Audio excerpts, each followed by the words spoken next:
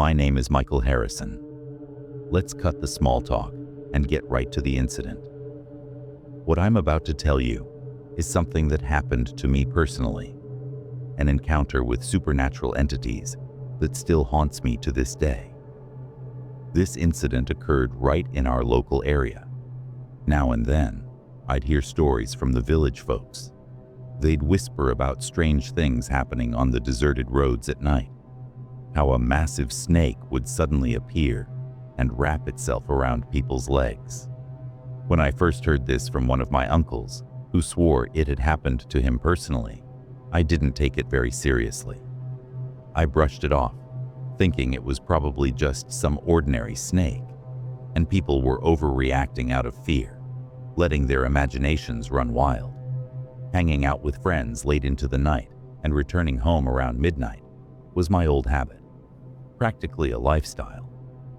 I rarely made it home before 12:30 or 1 a.m., sometimes even 1:30.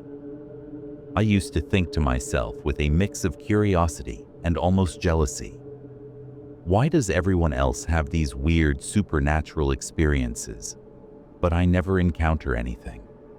Am I just not going to see anything paranormal? What does it take?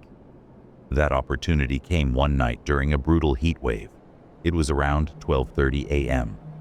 Suddenly, the power went out. A blackout. The heat inside the house was absolutely unbearable, suffocating. I grabbed my phone, sparked up a smoke, and stepped outside. My plan was simple: finish my cig, then sit in the open air for a while, where there might be some breeze, and play on my phone to pass the time. After finishing my cigarette, I found a slightly elevated spot by the side of the road and sat down. I kicked my legs out, hanging them over the ledge, and got comfortable. I booted up a game on my phone, totally sucked into the gameplay, and oblivious to everything around me. All around me was pitch black darkness. The only light was the glow from my phone screen reflecting on my face. There were no street lights, no house lights, just pure, thick darkness surrounding me. I was sitting there on the roadside with my legs hanging down, completely engrossed in my game, when suddenly I felt something on my leg. It was an intensely cold and slippery touch. The texture was unmistakably scaly. The cold was jolting, like a block of pure ice against my skin. I looked down, and my heart skipped a beat, while my blood ran cold. There, crawling over my dangling legs, was an absolutely massive snake, moving in slow motion across my feet. Its body was enormous, thicker than my thigh. I completely froze in that moment, what they call being paralyzed with fear. I couldn't move a single muscle. I couldn't scream. I couldn't even breathe properly. I just sat there, holding my breath in absolute terror, until that monstrous serpent slithered off into the darkness and disappeared. Only after it was completely gone did I finally move. I literally jumped off that spot like my life depended on it and got the hell out of there. The next day, at almost the exact same time, around 12:45 a.m., I was walking home on the same road, and there it was again. This time I saw it crossing the road right in front of me. The snake's body stretched from one side of the entire road to the other side, yet I couldn't see either its head or its tail, like it extended infinitely in both directions. I saw it for just a few seconds, and then in the most unnatural way, it simply vanished into thin air, as if it had never been there at all. For 2 or 3 consecutive nights, I encountered this gigantic snake at the same location at the same time. After the 3rd or 4th sighting, something stubborn awakened in me, a determination mixed with frustration. I thought to myself, this must be some kind of venomous snake that could harm people. If I get the chance, I'm going to kill this thing. Following my plan, before leaving home that evening, I broke off a strong, solid stick and hid it by the roadside where I knew the snake would appear. In my mind, I had it all figured out. On my way back, if I spotted that snake again, I'd grab the stick and strike it down with all my might. For 5 or 6 nights straight, I saw that snake. And on what would be the final night, I made my decision with absolute resolve. Tonight, I'm ending this. I'm taking action. I gripped that stick tightly in my hand and positioned myself at the exact spot where the snake always appeared. Right on schedule, just like clockwork, the snake manifested again. That enormous serpentine body began crossing the road right before my eyes, massive and undulating. I raised the stick high above my head with every ounce of strength I had, preparing to bring it down with a crushing blow.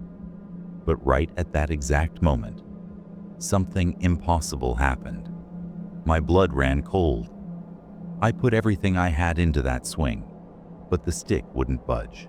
It felt like unseen hands had reached down from the void, locking it in place with some kind of supernatural grip. I was heaving with every ounce of strength, trying to tear that stick downward, but my arms were useless, heavy as stone. I was completely paralyzed. It was like my entire upper body had been frozen solid.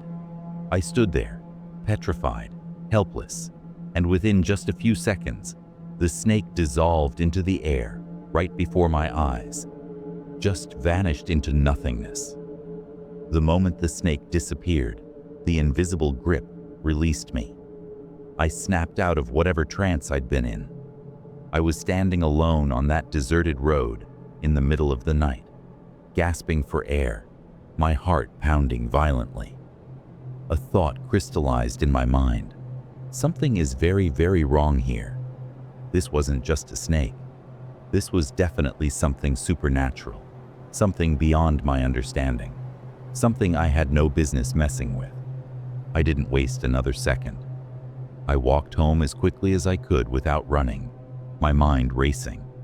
That night passed without any further incident, but I had no idea that the real nightmare was only just beginning. What started happening the very next night was beyond anything I could have imagined.